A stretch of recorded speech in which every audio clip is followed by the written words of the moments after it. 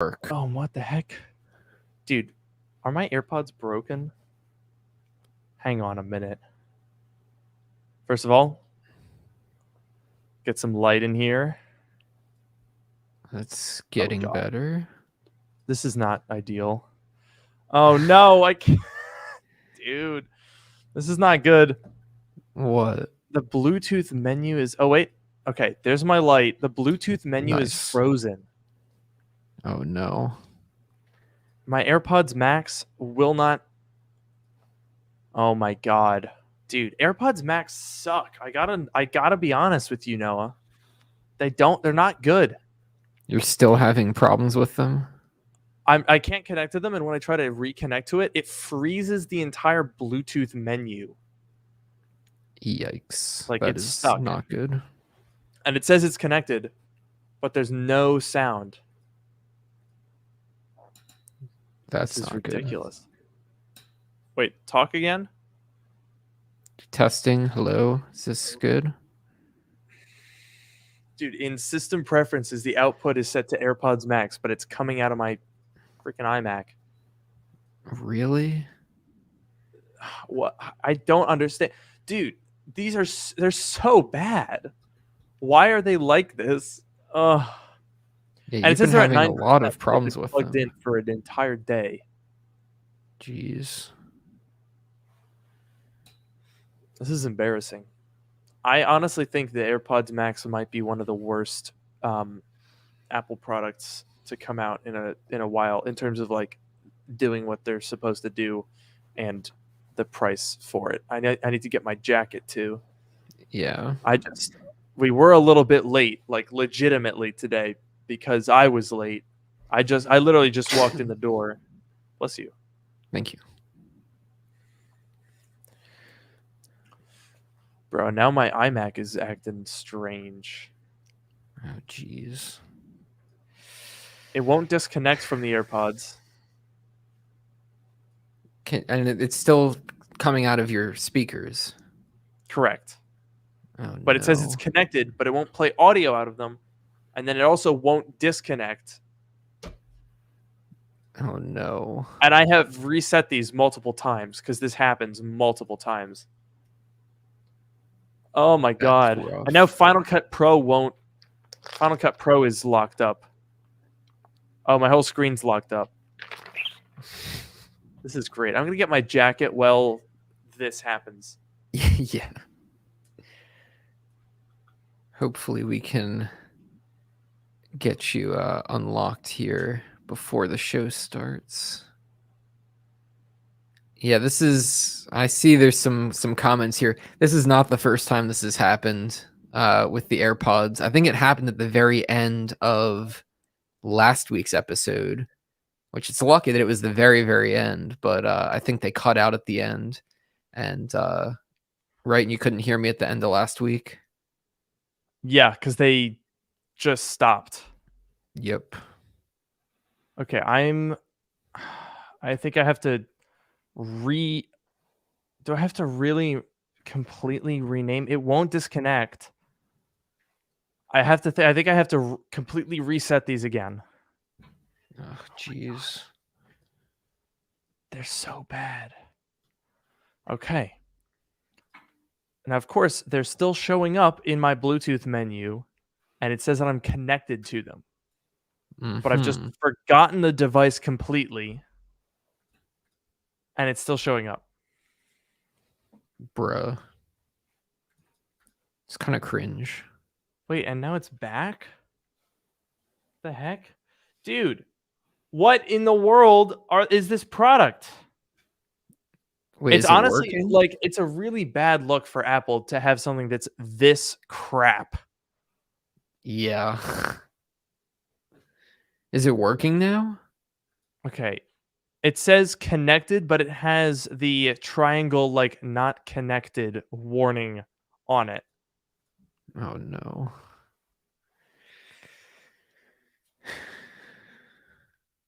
Oh my God. This is truly mind-boggling.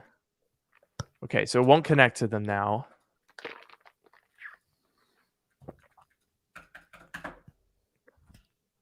I'm at my wit's end. I don't have another pair of headphones. Let me actually look if I have another pair of headphones.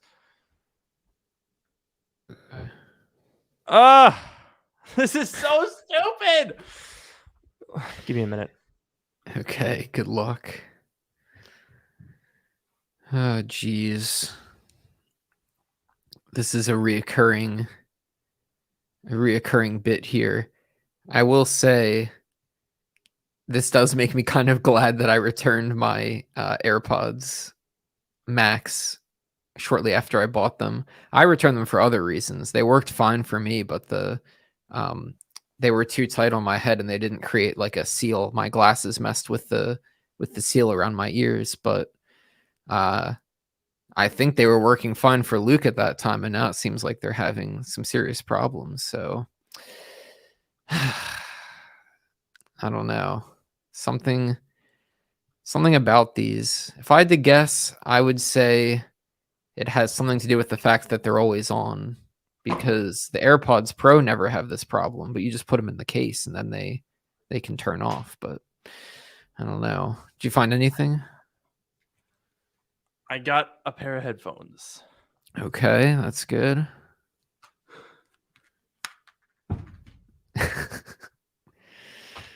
Oh, jeez. Stop. God, they're so bad. Okay. These are not good headphones either. But at least they'll work. Okay. Testing. Okay, sounds good. Can you What? hear me? Bro, I can't hear you. This is ridiculous. Oh, no. Oh, no. Ugh. Okay. Wait, I think it's working. Okay, is it working now? Yes. Okay.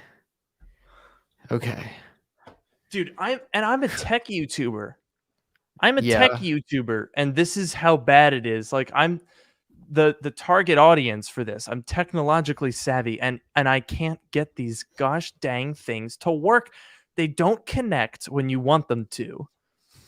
Like, I don't understand how they made a product that doesn't do its one intended function, which is play audio when you want it to. It's impossible to use them.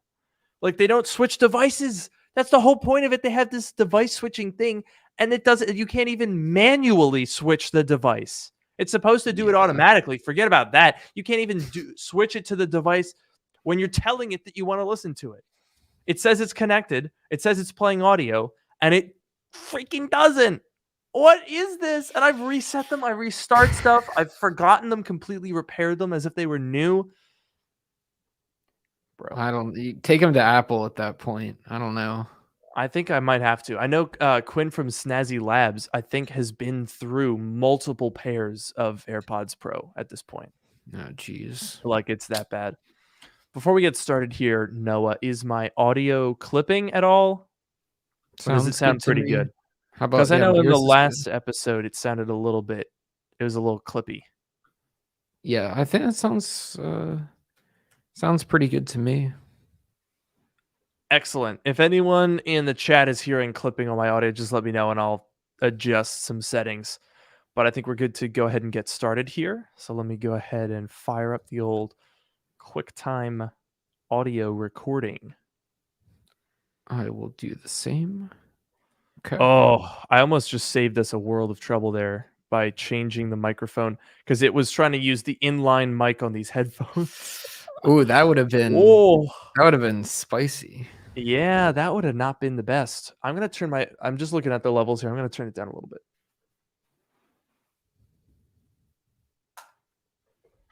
Oh, yes. Yeah. All right.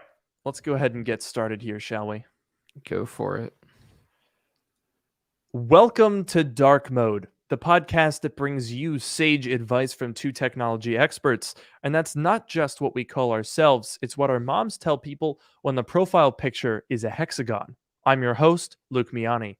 And I'm your host, Noah Rubin. On this show, we take questions from listeners, attempt to answer them to varying degrees of success, and maybe even have a laugh or two along the way. And in today's episode, we are here. We're fresh. We dry cleaned the Blazers as Cole Weathers has suggested us to do. We didn't actually, but they don't need to be dry cleaned because I only wear them for about 1 hour per week. Yep. So if you do the math, then I guess we've had 37 hours of wear time for these jackets. That's pretty pretty good. good. Pretty good. That's pretty I'd say good. get my money's worth. I agree. I mean, $28 for 37 hours of wear time, that's less than $1 per hour. That's pretty good. Yeah. Not many people could say that, I think. I agree. Now, we wanted to start out this week talking about, I mean, we've never talked about them before, but it's NFTs. I'm sorry in advance for subjecting you to this. We've avoided the topic, but would you like to introduce what we're talking about here, Noah? Sure. So we did say a laugh or two along the way, but we may have a few more this week because we are talking about NFTs. And yeah. Yeah. So yes, we have avoided the subject up to this point, but recently Twitter took a pretty bold step, I would say, and they have allowed people to set NFTs as their profile pictures. So not just, the picture, but they can link their like OpenSea or whatever the other accounts are. They can link it to their Twitter account and they can actually put the NFT and it'll show like that they actually own it. Wow. And so that was the big Ooh. news that came out of Twitter.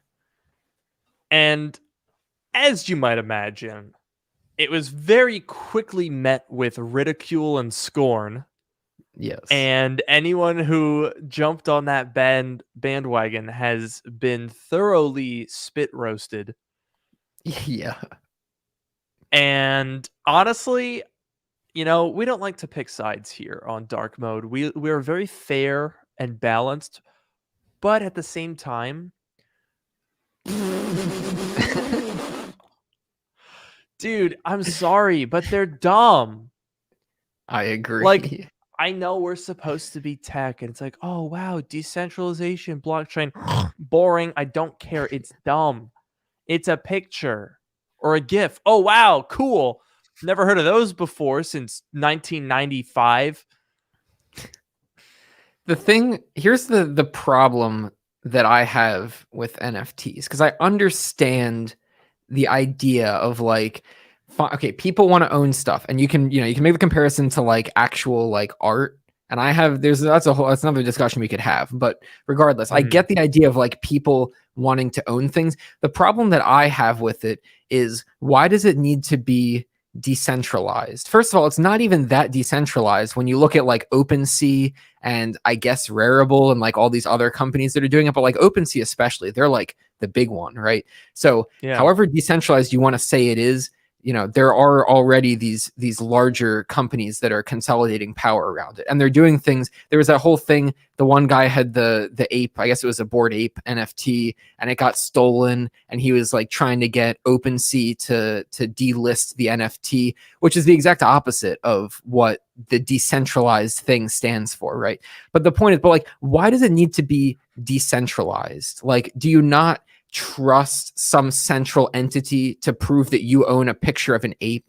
Like, why do we need to, there's all the environmental stuff and all of like the complications and whatever to get the decentralized part. Why does it need to be decentralized? That's my main question, or my main issue with this. Yeah, I mean, I get the point of cryptocurrency on a very vague level. Right. Right. But even that, look, here's the thing. They're like, "Oh, this is great because we don't, it's not tied to the dollar." Or, "Oh, it's great because it's not, a bank. It's not backed by the US government or whatever it is." But look, it's kind of not that deep. You know what I mean? Like, okay, when you look at Bitcoin, right? Bitcoin is the only arguably viable like cryptocurrency out there. and its value is 100% based on the dollar. I mean, it's like purchasing something with a stock, an Yeah. extremely volatile stock that loses 50% of its value on a whim. Like, Yeah. and I mean, I'm not trying to sound like a hater. I personally own Bitcoin, but I own it like you would a stock, as an investment, and not a very certain one. I don't really get why people are like, oh, I'm just gonna have my Bitcoin wallet. It's like, oh, first of all, you're measuring that out to the thousandth percentile if you're gonna have any sort of a transaction, because one Bitcoin is a car amount of money. So Yeah. it's not like it's even in denominations that would make sense to people. And whenever you buy something with Bitcoin, it's tied to whatever the dollar value of it is on that day. So like, what's the point of decentralizing a currency if its entire value is based on the dollar? It's pointless. Yeah, I don't and like and to be clear, maybe there are more arguments you could make for cryptocurrency. Like because there's always the argument of like, it's outside of the government and maybe in some parts of the world that is actually important around True. here, Around here, it's not, arguable. because you have to report, and it's taxable income. Right. It's like you have to report crypto holdings, so it's like, is it really doing much anyway? Yeah, but to be clear, when I was like the stuff I was saying before was more specifically to NFTs because whatever you can say about, the Bitcoin or Ethereum or whatever as a currency, I feel like the NFTs, like, the proving that you own a picture or that you own the rights to a picture. And like, you know Yeah. what? I get it to a point, right? Because if you own, because like some, maybe some of those, like, I think some of the old YouTube videos were auctioned off as NFTs, or like, let's say songs are Mhm. auctioned off as NFTs. And if you own that and you have like the rights to use that song in a commercial setting or the rights to, post the song or whatever, like that's fine. I understand why in some cases you might want to own something. I don't understand why you want to own a picture of an ape that was created by an algorithm that looks identical to the other however many thousands there are. That I don't understand. But to a Yeah. point, I can understand. But it's still, why does it have to be decentralized? Why isn't there someone that you could trust to prove that you own it? Because like when you connect your NFT wallet or whatever it's called to Twitter, you're trusting OpenSea or whatever that company is and Twitter to prove that you own the Yeah. NFT. And yes, you can go look at the blockchain if you really want. And you can say like, yeah, here's the proof. But like, Mhm. why can't you just trust some other company? Why do you need all of this like extra stuff going on just to say that you own a picture? That's my thing. Exactly. And like, so here's a comment. The point of Bitcoin is one day to become a worldwide currency. That's great and all, except for the fact about everything about it. Cuz like, okay, all right. How good is a currency when one unit of it is, as is pointed out here, worth more than a base model 2022 Toyota Avalon?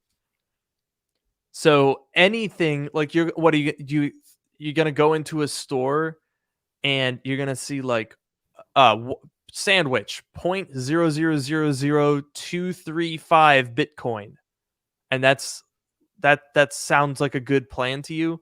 Like, I get that it doesn't matter on digital currencies, but like, if you're talking about a global currency, first of all, humongous barrier to cross, because that means replacing all global currencies.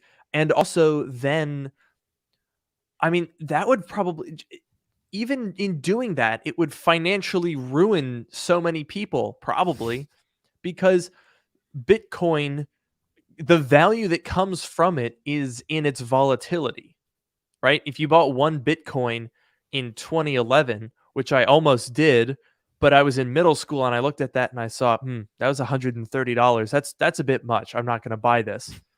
And of course, now I want to kill myself because I would have had like Yeah. 60 grand if I sold it last year. But like, that's the whole point of it. Like, people buy it because they want to make money. Let's not make it that more complicated than it is. Like, it's a stock, but it has a higher growth potential. I really Yeah. genuinely do not think that any cryptocurrency is going to replace any currency in any of our lifetimes. I know that's maybe bold, certainly if you're a crypto fan. And that's I'm not trying to say that crypto is a bad idea, right? I own Bitcoin. I just think it's a little bit foolish to think that in a couple of years the world is going to be trading everything in Bitcoin. And sure, yeah, maybe you can use it for more stuff, but it's it's a volatile stock. That's what it is. Yeah, and even if people don't want it to be that, and they want it to be, the global currency, as long as some people are treating it like that, that's what's gonna happen because it's gonna get influenced and go up and down wildly as it's been doing. And Exactly. I wanted to respond to there were some comments here from so let's see. Casey said um, you're just mad at the abuse, not the technology. Kind of a fair point, I guess, but like also this technology is pretty rife for abuse. We've already seen a lot of it happen. And I guess that's kind of the problem Mhm. when something is decentralized and hard to prove who owns what, because basically you prove it by like having the wallet or the secret key or whatever. But like Yeah. this, it's very easy. Like if you take someone's NFT and you post it again, you mint it again as a second NFT, you can look at the blockchain and say, okay, the other one came first, that's the real one. But it's very easy to scam people, and that's been happening. Or if someone tricks you and they take your NFT, which has also happened before, you can't Yeah, get I've it back seen a lot because of there's that. no one's gonna barge in on your account because it's decentralized. That's the whole point. So Mhm. the abuse is sort of part of the Built in. technology. Yeah. Yeah. And as they were saying, like literally go look at into the art purchasing culture and then you'll get it. I don't know about that because like if I buy a Monet, then it's there. It can be authenticated, it can be carbon dated, it can be radioactivity, radioactive half-life of carbon to tell you that it's there. You can do paint analysis. There's art forgeries. Maybe that's a fair point in terms of like abuse, but like it's a little bit different when you're talking about something that is physical. You can prove ownership of that. Like if I have a car, I have a title to the car. If I have a picture Right. of a car and no governing body to adjudicate whether it's mine or not, I don't know. That seems risky, especially when you're tying a lot of money to it. And like that's the thing. I feel like a lot of people are tying a lot of money to NFTs. And I mean, cryptocurrency, I don't think is one of those things, at least with like a lot of the large ones, that's just going to like evaporate overnight. A lot of the criticism of Bitcoin is like, oh, well, what if it's worth zero? There's way too many people involved in Bitcoin for it to just evaporate overnight, Mhm. or even over like a year of time. Like you'd be able to see that coming, and it would probably represent that most people are losing interest in it. It's not just going to go away. NFTs though, I'm not sure. I think that's way more of a fad than other things. And then also, Ecuador accepting Bitcoin as a legal tender. Like, okay, cool. But what happens when you bought a car, let's say when Bitcoin was, one Bitcoin is $10,000, and you bought a $10,000 car, you pay your Bitcoin. You're like, oh, cool. I got my car. I use Bitcoin as a currency. What happens when a year later it's $64,000 and your one Bitcoin that you had could have bought you a $64,000 car? Like, Mhm.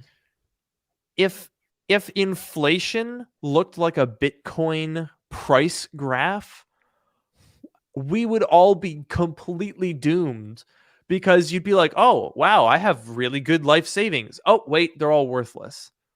Like, it's just not really a good idea. I mean, I know someone, I can't name names, but someone who's um not a close friend of mine who had used Bitcoin for years and years and years just for small purchases with friends or whatever. had kind of used it like PayPal and Mhm. worked out that he had spent the equivalent of about $350,000 in Bitcoin. Had gotten rid of that buying like Skittles. Yeah. So it's like, I'm sorry, but I can't get behind using something as a legal currency when the value of the thing you bought is going to change every day. I just don't get it. I just don't get it. Yeah, I feel like people will always be thinking like, ooh, I should, there's like the hodl thing or however you call it. Like I got to hold on Yeah. to this because it might be worth more, or it could crash. Like I know there was kind of a crypto crash recently, and Yeah. it's so volatile. And as long as people are treating it like that, like a Yeah. stock, like a volatile asset, then I don't really see it happening. And I want to talk. Oh boy, okay. We got Sam here. I I knew knew this was Sam was gonna going to come happen. up because I knew this was gonna happen. Sam has an NFT profile picture. I want to Yep. hear the justification. I really hope I really hope he didn't spend too much money on it. Yeah. Because I don't know. People spend like thousands on NFTs. I don't really understand it. Like, I'm sorry. Yeah. I don't know. And I want to talk. There's been a lot of talk in the comments about the metaverse. So I feel like That's a I feel like good. that's That's a kind of good. it's kind of tied into this. And Yeah. the first thing is the whole metaverse we can talk about. But someone said, I don't know where the comment was, but someone said something about in the metaverse NFTs will prove ownership of something. So if you're in the metaverse and you have an NFT of some asset in the metaverse, that's how you prove that you own that thing. And there was a really interesting thread on Twitter that sort of explained that whole thing. And basically, some NFT people have this idea of like, oh, if you own some NFT of, let's say, a hat, I think the example was a hat, then like all the different games that you play, you could use that hat in all of those games because it's like you own the hat. So just, use it everywhere. And the problem with that is that every single game has to do a lot of work to implement that hat to work in their game. It's Yeah, not just that's because you not how prove that it you own works. it. Exactly. Just because you can prove that you own it doesn't mean that you can use it automatically. And so then if the NFT is only good in one game or it's good in one context, then why can't the developer or owner of that game or whatever, be the centralized entity that controls, the item, And also, like how it works now? if it's okay, if you own an NFT metaverse hat, then you're dependent on anyone who develops anything for the metaverse modeling, texturing, and lighting that hat. Exactly. So like, what if you own like that? Just doesn't make any sense. That's just not how things work. Like, oh my gosh, that's just hilarious. See, I feel like whenever people talk about the metaverse or NFTs, or even if we're on a cryptocurrency in the broad, like global sense, I'm sorry, it's a fantasy. That just like you have to completely suspend all disbelief of like the reality of technology. Like, oh, I own this NFT shirt and now I can wear it in the metaverse. Okay, well, whoever develops the metaverse has to know that you own it and make it and then put it in the code, and everyone has to download it so they all have the model so they can render it on their own VR headsets. So they're all downloading that asset, but they just don't own it. Like it's the same as a normal NFT at that point. At that point, you're back to just right click save image. Yeah, because other people can make, hypothetically could make a hat that looks and functions exactly. It looks and functions in the same way, but it's not the original one. They can't prove that they own it, but they can still use. And I guess the person that owns the real hat could, report other people for making copies of the hat. But like, I don't know. It just gets more ridiculous every time. I don't know. Like, I okay, don't know. it's kind of hilarious actually that so the internet has been around now for about 28 years. Um, and we've now come full circle. Because before the internet, you had to buy everything in person. And then the internet came along and they were like, hey, you can buy real things online. And we were like, oh, cool. That's awesome. I don't have to move. And then it was like, hey, now you don't have to buy real things. You can buy digital things. And then we were like, oh, wow, that's pretty neat as well. And then they're like, don't you hate how anyone can own digital things? Well, now you can own digital things that are only yours, and now we can prove it. It's like the full circle to just like going to a store and buying something, taking a picture and printing it out. Yeah, I don't, and I think part of it is, so like, I'll be clear and I'll say this, there was the comment before about the art, buying and selling art, industry or whatever the word is. I also think to an extent that it's a little bit silly. Like, I understand at least when it's, physical art, it's a physical thing and it's tied to, an artist and it has a history often and whatever. I understand that. But like, people who spend, millions of dollars on art pieces. And I understand why people do it and why, it has value to them. It's not something that I would ever do. And I think it's kind of the same with like NFTs and the metaverse. Mm-hmm. Like, I will say, as far as the metaverse is concerned, people are spending more and more time online, and online, your presence online is becoming more and more important relative to your presence, in the real world. If you think about how many people have friends that they've met online, or, websites or things that they do, or Discord servers or whatever that they do online, that don't happen in real life. I understand the shift towards being online, Mm-hmm. but if I see the metaverse as like a VR chat kind of thing where like people are standing around in avatars and like, talking to each other or whatever, that's not something that I could ever see myself participating in personally. Yeah. And So, look, here's the situation. My dad recently learned two-finger scrolling on the Mac.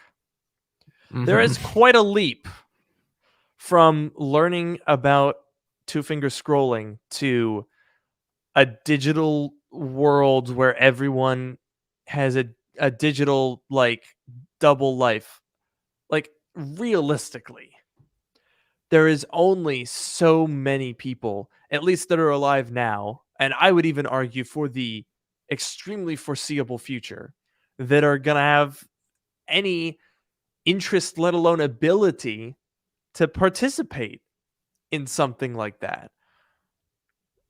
I mean, yeah. probably 50% of the population over 40 years old uses the little scroll bar on the right side of the screen and doesn't even know about multiple desktops on their MacBook. Like, they don't care about the Yeah. metaverse. Yeah, and the way I see it, and this was another Twitter thread that I read a little while ago, and kind of like I said, pointing out, things have been moving more online, and people, you have sort of an online life, and the games you play and the people that you talk to, and things that exist, on the internet or on computers that don't really exist in real life. Even like the apps, like I build some apps, and that to an extent exists online. They're apps that are in the app store. And, I talk to people, they give me feedback and comments and whatever, people that I don't know in real life, but just people who find the app and whatever. And you could argue that to an extent, it's kind of, it's a fully online thing. There's nothing physical or tangible going on there. And that's existed for a long time. And I think we're trending towards that being more and more common. But like the metaverse that I see people talking about, with like with the NFTs kind of stuff, and like the second life, it exists to an extent in video games, but like as far as Ready a full Player shift, One. yeah, exactly. As far as a full shift like that, I don't see it happening soon, and if it did, I don't know how interested I would be in it necessarily. I have to say, I think if there is one take on a metaverse that I think has some amount of promise, it would be Apple's. And I know, oh yeah, oh, the Apple guy thinks Apple's gonna do it right. Whoa, it's so surprising. Okay, fair enough. I'll take the punches. But here's the thing. I don't like Mark Zuckerberg. I think he's a slime ball. I mean, like the guy started a social network in college because he wanted to like didn't he want to like creep on girls? Wasn't part of it like to have an online place to like connect with people and like hook up? The original thing was match. It was like it would put up two pictures of like college girls. Like they took all the pictures from the college and they put up two pictures and you'd vote on which one was hotter. That was the original. Yeah. So he thing. started with that, and then less than 20 years later, he's destroying democracy. Yeah. Like, can you imagine that? In 20 years, you go from like, hey, which of these girls is hotter to, oh, hey, guess what? I'm gonna undermine the basic concept of reality itself. How about that for fun? So yeah, I'm not a Mark Zuckerberg fan. I don't like Meta, and I'm really sad about Oculus now being Meta Quest. Oh yeah, that's God, what a terrible decision. yeah.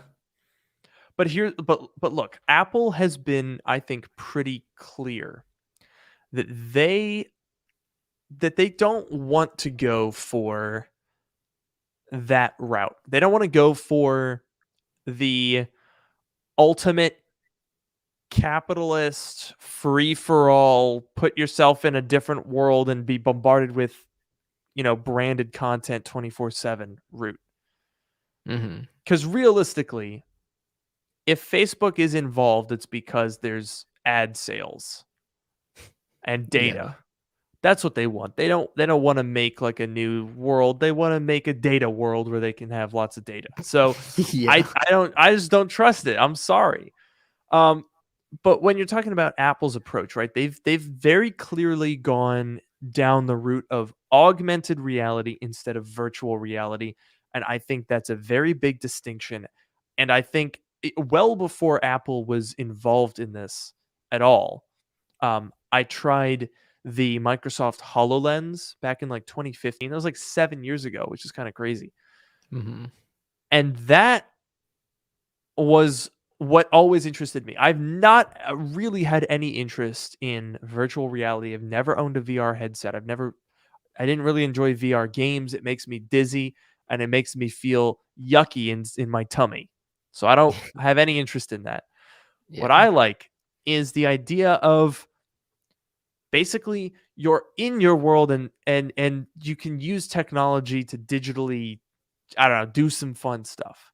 Now, obviously, there's still ways that that augmented reality could become problematic and destroy the fabric of democracy and all that sort of stuff too. I'm sure there's plenty of people working very hard to figure out just how they can destroy as many people as possible with whatever technology is being invented. However, I think augmented reality has a lot more promise as like something that could be cool or useful.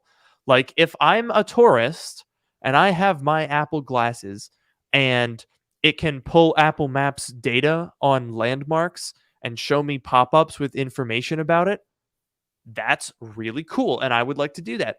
Or what about if you have your glasses that can also pull maps data and show your walking directions on the road in front of you? Hello, that is extremely useful because then you can see literally where to go instead of like looking at a top-down map, looking at your Apple Watch, pulling out your iPhone. That's the kind of stuff that I can get behind, because that's not like, oh, let's undermine reality. Let's enhance it.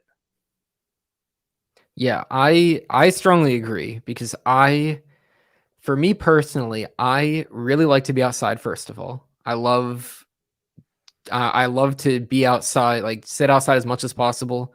If it's nice out, I sit outside and do my work instead of sitting inside, go for bike rides, whatever. And I could definitely see, augmented reality enhancing that a lot more than virtual reality, because I've tried the virtual Mm. reality, and it's been a few years since I've tried it, but I tried the Oculus Rift. I tried some VR games. They have like that virtual theater. If you're playing a game that's not a VR game, it makes like a virtual theater and then shows you the game, whatever. So I've tried that kind of stuff. Not really for me. Even video games, I really don't play video games that often. And so I can't see myself sitting down for some, metaverse, like a VR chat, Sims style, whatever it's going to be kind of thing. I don't see myself doing that either. But like augmented reality, like you said, put up the maps data in your peripheral vision, maybe notifications or whatever, because I like my Apple Watch a lot, and maybe move some of that into the glasses so it's just there. I could see big potential for augmented reality, and that's why I'm excited for the Apple headset that's been rumored, because Yeah. that's the direction they're going in. And apparently, I mean, that according to some sources, we're getting closer to a reveal of that. I think there was some reports suggesting it could be talked about this year. I think all the way back in like 2020, even people were kind of pointing to 2023 as a big year for that. Um, and I think that's interesting because it seemed really far off. But 3 years is now down to 1 year, and now we're talking about like an imminent headset device. And I think the really interesting thing is that we don't know a lot about it. I mean, we're so used to, with Apple leaks, knowing a lot of stuff or hearing a lot of things. Whether or not they come true is a different matter, but we're used to having a lot of information to go on. But I think it's probably because this is so new, it's very, very tightly kept. Whatever technology is being worked on here. And I mean, one thing that I think is worth noting is that it's a lot harder actually for there to be leaks about new products, like an entirely new category. If you go back to like 2014, we had been hearing Apple iWatch, right? That's what everyone was calling it back in the day. But very, very little of what the Series 0 Apple Watch ended up being was released, because Apple has a lot more control over a completely brand new product. Because, well, the main reason is they're likely going to be announcing it before they're shipping it. That's a big difference, because a lot of the leaks that we talk about here come through the supply chain.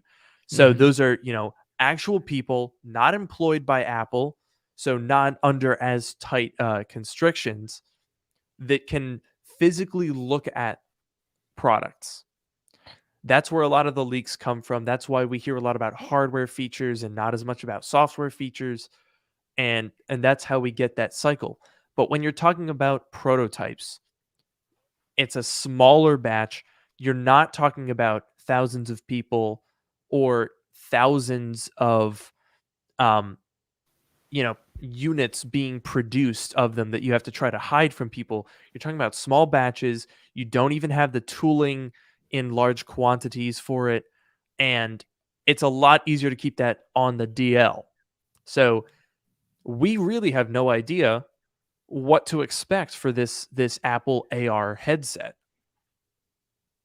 Yeah, that's a good point, because I know there were some renders out there. I don't know if they were based on any actual like information, or if they were more just like imagining what it could look like. Do you happen to know about that? I have to find out, because I think that Ian, who we actually had on the show a couple weeks ago, made a render based on some sketch or icon or something. I'm not 100% sure where that came from. What was it? And yeah, I mean, it's interesting because we really don't know. I think that design here. I'll pull up this Mac Rumors tab over here. Like, whatever it looks like, I think it's probably likely that this is, this is essentially, whether it's a leak or not, taking the design aesthetic of a lot of Apple's accessories, like the Apple Watch Band, the AirPods Max, um, the cases, and all of those materials and styles, and it kind of combines this. So if we look at this up close, you can see a lot of familiar things. The buckle looks a lot like an Apple Watch Sport Loop. Mm-hmm. The um, the polished, the radial polished metal, that's something that we've seen on Apple products for a long, long time. The mesh around the headset, very AirPods Max. The rounding on the device itself and the button that you can see along the top, that's AirPods Max right there. So yeah, I think this is all very logical. I again can't say for sure whether that was based on a leak or based on speculation. Oh gosh, look at this image here. That just looks like Yeah. some ski goggles. Yeah. So I mean, Yeah. you can kind of visualize. Okay, it looks like goggles, and it's made by Apple. That's probably what it's going to look like. Um, but I'm actually, this is a rare case where the design isn't the thing that I'm most curious about. It's probably the software. Yeah. Do you think now, Noah, from a developing perspective, actually, what does Apple need to do when this thing launches? Because obviously they can develop all their stuff. They can make it work with Apple Maps. They can make, Siri pop up. They can make messages pop up in front of you or whatever. What do they need to do to let developers take advantage of this? That is a really good question. First of all, the thing that kind of stands out to me with that the initial image combined with some of the information that was below. So it seemed like that was more of a headset, cover the Yeah, eyes. And I think the text said that they were going to do like AR glasses after they do this headset. So I'm kind of curious, is the headset going to be more of a VR kind of thing, or is it going to be, transparent? Didn't look like transparent glass. Maybe there's a camera I would. involved. How's I that gonna think it work? would be.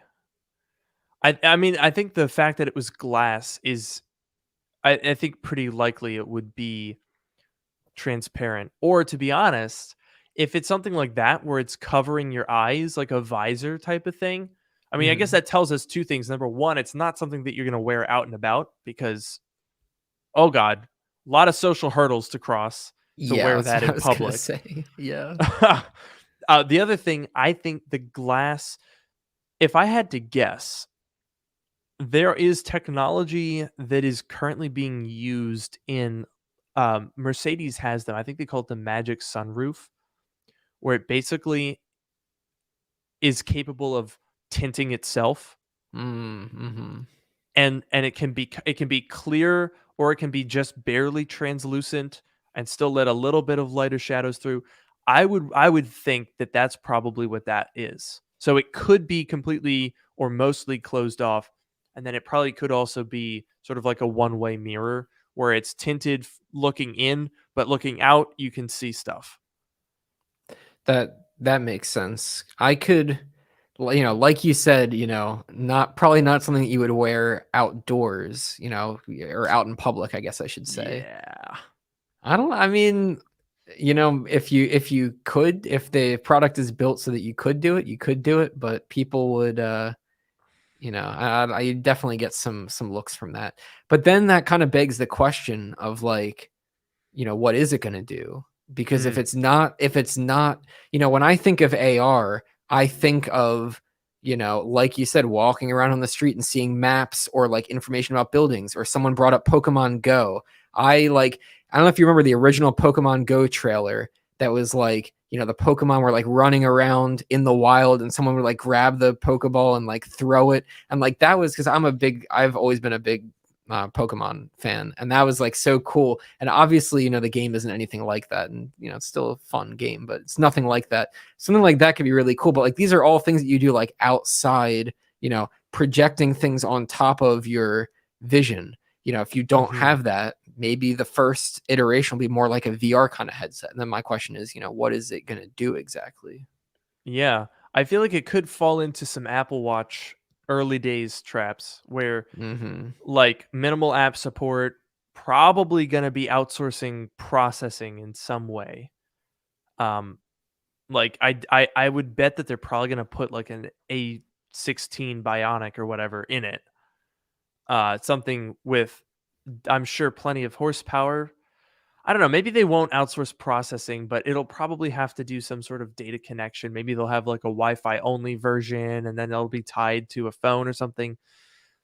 Um, I I just think that there's less that you can do with a VR headset like that than what I think we all would want, which is essentially glasses. Mm-hmm. In my opinion, that like the OG Google Glass, which was way ahead of its time, in a bad way, in terms of like it just didn't do enough because it was not, technology was not powerful enough for that. Yeah. Um, I mean, I think that's where it would be because, like you were saying, no, I think AR would be. I think that the promise with AR is that it makes going outside and doing stuff into a more enjoyable experience. You know, all these people, including big tech, are grappling with the issue of like increasingly sedentary and virtual lives. Facebook's solution to that is, hey, go all in Yeah. and let's Yeah. let's live online day and night and go to like a virtual Walmart with a virtual shopping cart. Come on, Yeah. that's like almost cartoonishly dystopian. AR to me is more like, hey, let's embrace a digital and physical world working together. And that is the stuff that excites me. Like when people say, "Oh, you could hang out with your friends in VR." I go, I have Discord and we play games together and then sometimes we hang out in person too. So I don't, Mm-hmm. that doesn't really add anything to my life.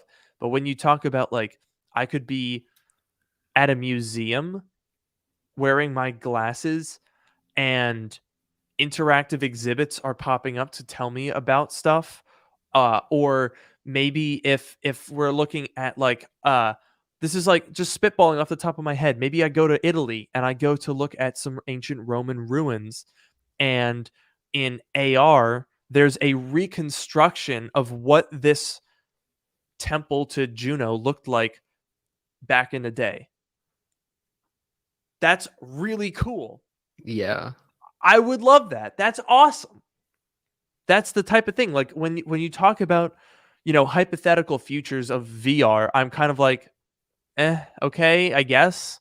When you talk about applications of AR, that's what really excites me. That's why I think that's, you know, the way to go. Yeah, I strongly agree, especially for me personally. Like, if I want to talk to my friends, I usually use FaceTime, sometimes Discord, usually FaceTime.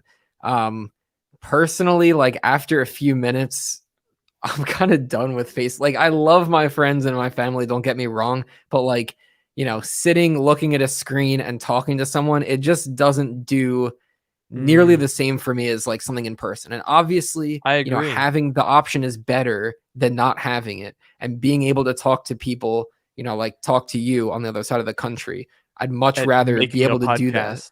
Yeah, exactly. I'd much rather be able to do that than like have no contact. But like if Hmm. I had the option to see you in person, I would much rather see you in person than, Exactly. online in any That's very capacity. true. I mean, there's a reason that we made this podcast sitting next to each other for 7 months. Yeah. Like, remember when the first couple of episodes we did, we were in the same office but different rooms, and we were like, this is dumb. Let's just sit next to each other, one camera, two mics. Hmm. That is the ultimate dream. When Yeah. you look at some of the most successful podcasts, they are done in person. There's a reason that people want to do stuff in person. And in my opinion, virtual reality just doesn't do that. It's just like screen is around my eyes instead of in my hand. Yeah. It doesn't give me that experience. And I agree with you about FaceTime. Like FaceTime is great for talking to people, you know, on a short thing. I hate huge long conversations on FaceTime. Hmm. I try to minimize them. If I can talk to someone in person, that is 100% my preferred means of doing so. Yeah. And I feel like with AR, I mean, AR doesn't necessarily impact that a whole lot unless, okay, spitballing again, because AR gets my brain going. What if using the same technology that Apple uses right now to blur the background, which is essentially, using artificial intelligence, machine learning to find where someone's outline is and essentially cut them out from the background. Instead of blurring the background on your phone screen, what if they remove the background and then the person you're talking to is like floating in your periphery while you're walking around? That's cool. Although I guess they couldn't see Yeah. you because you're wearing it, so there's no camera pointed at you. So it's only a one-way FaceTime. But Yeah. like, I don't know.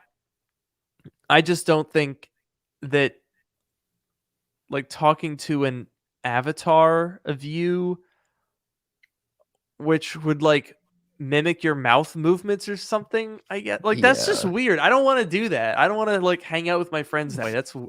Maybe it would be fun, like VR chat style Yeah. fun, but I don't want to do that like all the time. I don't want a whole universe of that. Yeah, I agree. And I'll say, I'm glad that we both agree on this. Not everyone has to agree.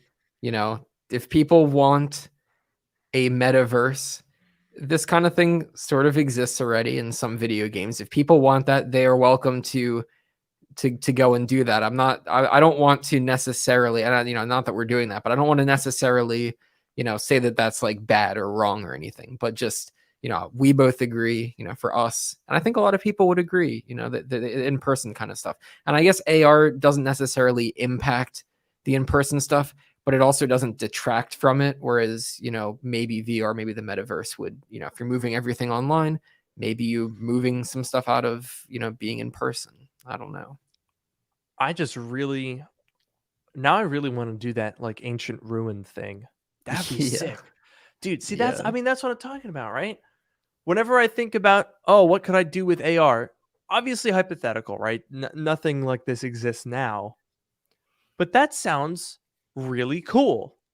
That sounds like something that would be like, imagine if you go to a tourist attraction like that and maybe they hand out AR headsets there, in a near future scenario where this isn't something ubiquitous.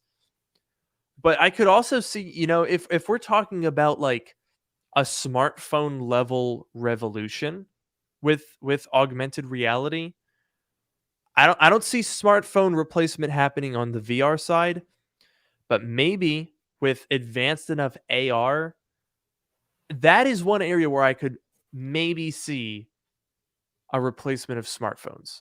Maybe. The only caveat being that the controlling of something that's on your face would be weird.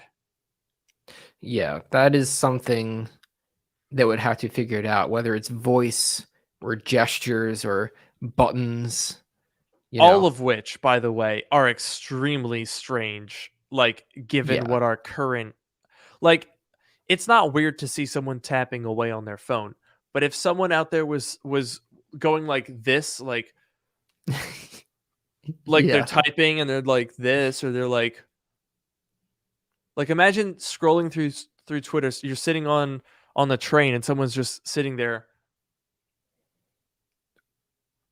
Yeah. like that. That would be disconcerting. So yeah, there would definitely have to be some revolution of intuitive controls. Maybe for now, an iPhone would control it. I could see that being probably the least weird.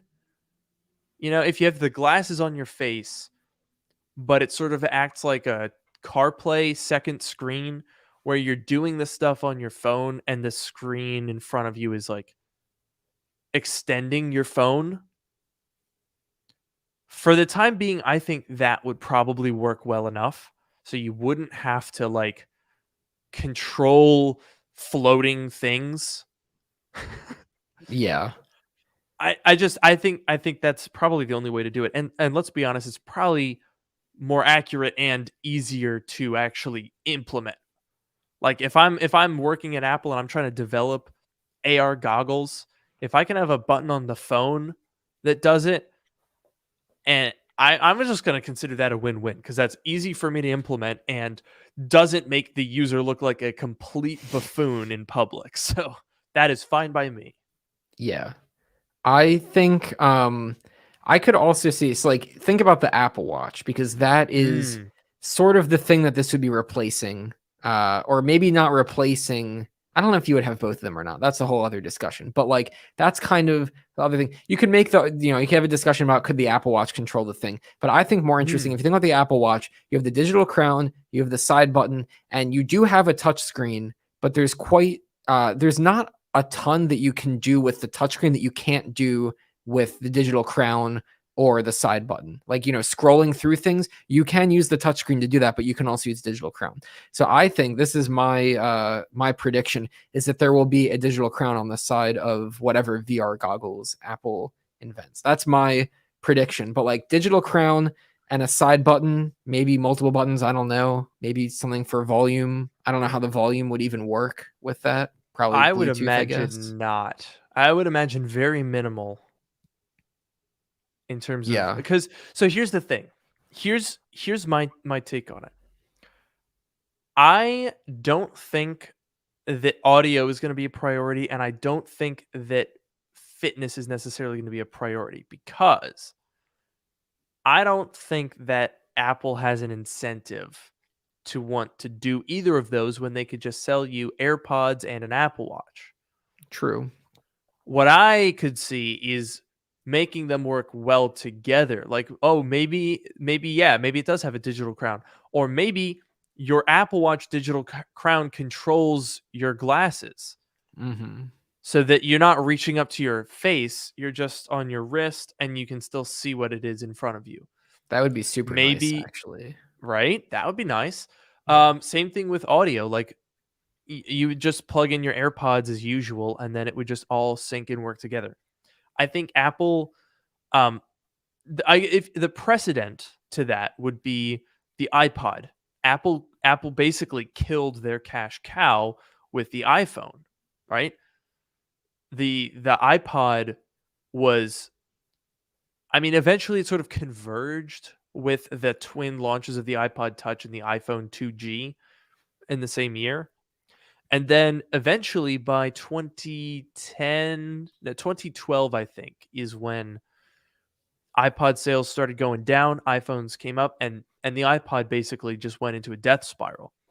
Now it ended up obviously being fine for Apple, and they made the decision. They were like, okay, the iPhone is a replacement device for the iPod. You don't need both. But with AR glasses, I think there's much more incentive to make this be an ecosystem situation Hmm. rather than a replacement situation. I don't think Apple wants to touch the iPhone with this. This is not going to be replacing any iPhone functionality in the same way that the Apple Watch, while it has become more autonomous, doesn't completely do everything that an iPhone does. An Not by iPod, a long shot. an Yeah. iPad, same thing. People are like, oh, they're going to merge that with the Mac. No, No. because the thing is with Apple, they don't want you to choose. They want you to pick both. So this isn't, the next revolution. This is the next arrow in the quiver. This is the next thing that you're going to buy, and then you're going to be on an iPhone upgrade cycle, a Mac upgrade cycle, an iPod upgrade cycle, an Apple Watch upgrade cycle, and an Apple Glass upgrade cycle. That's the goal. Make no mistake. You're definitely right about that. And because they know that that if there's two options that we're gonna pick both. Not everyone, but Exactly. we definitely will pick both. If they're Um, not mutually exclusive, they're mutually inclusive, and you'll buy both. yeah, exactly. Yeah, I'm excited about I'm excited about AR as well. Like the AR glasses idea, because like I already wear glasses, Right, that it's and easy for you. yeah, exactly. Like, for some people, you don't wear glasses, and then you're going to start wearing glasses. That's one thing. I already wear glasses, and I have my vision is not terrible, but it's definitely, I definitely need glasses in order to function. But Yeah. having like one of the cool things about VR, I will say, was when I was trying out the Oculus Rift, and this was 4 or 5 years ago, I don't know. You can adjust the lenses or something in there. So I was able to take my glasses off, put on the VR headset, and adjust like the thing up here, and then I could see everything clearly without my glasses on, which was actually Mm. really cool, because like, maybe you take it for granted, but like if I don't have the glasses on, everything's blurry, right? No, that's So really cool. it was genuinely kind of cool. But like, for AR, prescription AR glasses, and then, I'm already wearing the glasses. Let's put some tech in them, and then I think, that'd be really cool for me. That's like the dream. Because if you're already wearing the glasses, then you're not changing anything about your look or your lifestyle. You're just adding functionality to something you already have. Yeah, And yeah, that's that. I mean, for you, that's probably easy sale right there. yeah. I will say, when these Apple, whatever their first AR thing is, I'd say there's probably a pretty strong chance that I will buy it. There's Oh, there I'm there's a definitely. I know you definitely will. There's a decent chance, and I won't necessarily keep it, because the Apple Watch I bought the original Apple Watch and decided to return it.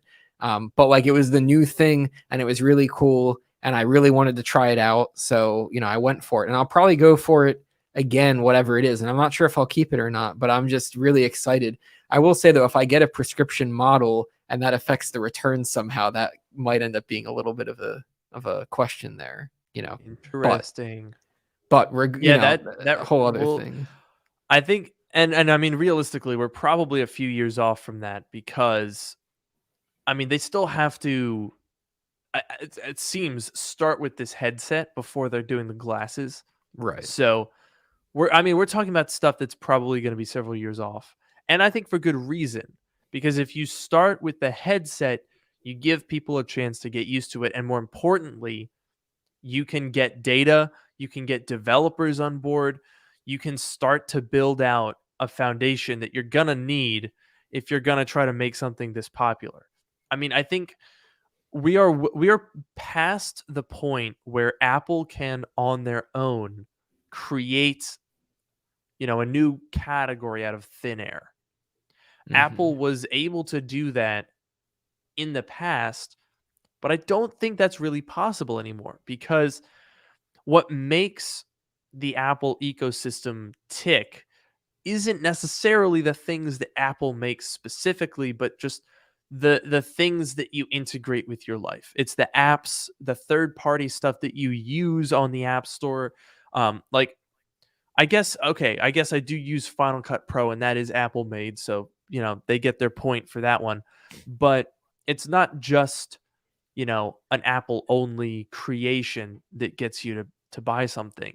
And so increasingly in the past 10 years, we've seen if Apple is going to invent a new product category, they have to make it so that there's a community of people that actually take advantage of it. They can't just do it themselves, release it, and have a smashing success on their hands.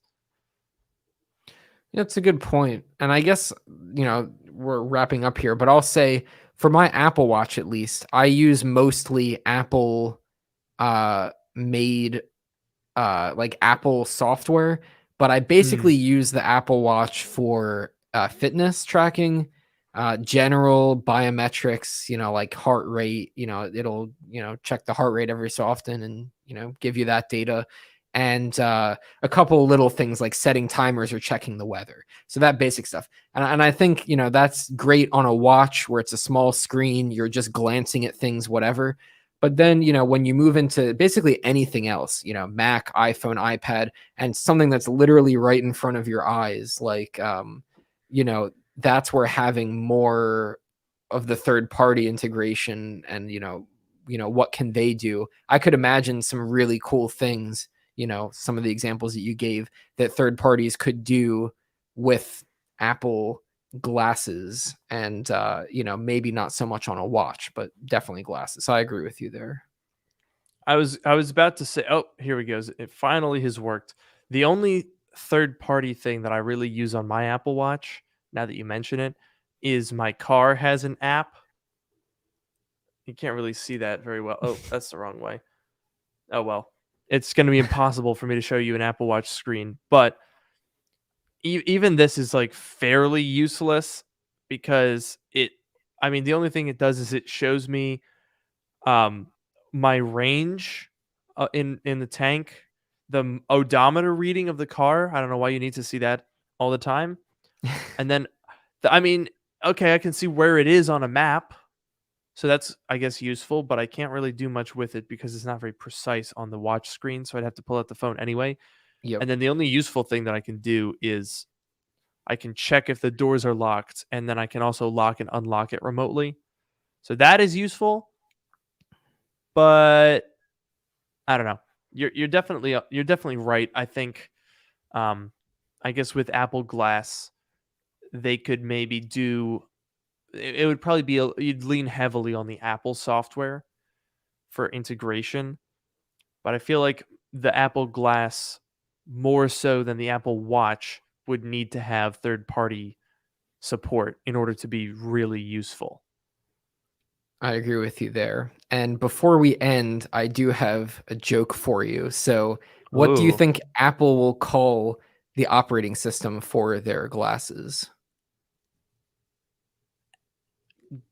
Glass OS. It's not a bad answer, but I was going to go with Watch OS. Oh no.